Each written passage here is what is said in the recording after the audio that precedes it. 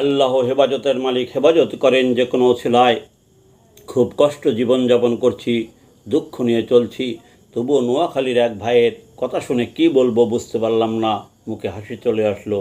আমি জনতার নাম দেওয়া নৌকা কবির একা বা সাথীদের নিয়ে দেশের বিভিন্ন এলাকায় যাওয়ার কারণে দেশের হাজার হাজার অতীতের দুর্দিনের ত্যাগীদের সাথে পরিচিত হয়েছি। তারা সুদিনে পদ পদবি হারিয়েছিল, দল থেকে দূরে থাকতো, দূর থেকে পদ পদবি বেচা হাইব্রিড মূল্যায়ন করা নেতাদের খেলা দেখত, আর চোখের পানিতে বলতো, হে আল্লাহ, এদের পতন করো। তাই 5ই আগস্ট পতন হয়েছে আমি মনে করি। এমন একজন বাড়ি নোয়াখালী, নাম বাবর আলী, আমাকে কল করে বলিল, আপনার বাড়ি গোপালগঞ্জ, আপনার শ্বশুর বাড়ি কুষ্টিয়া।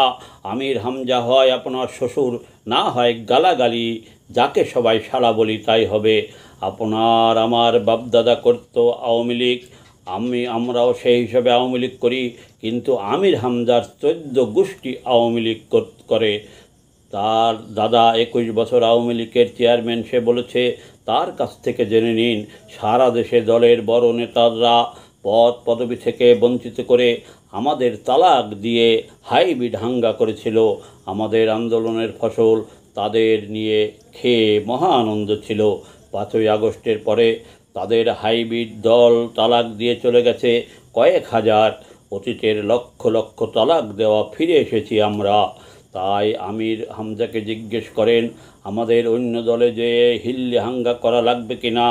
কখন হয়তো বলবে, যাদের গত 16 বছরে আওয়ামী লীগ থেকে তালাক দিয়েছিল তারা অন্য দলে হিল্লে হাঙ্গা না করে ফিরে এসেছে। এটা জায়েজ হয় নাই। কি বলিব, জবাব দেব বেঁচে থাকলে ঈদের পরে।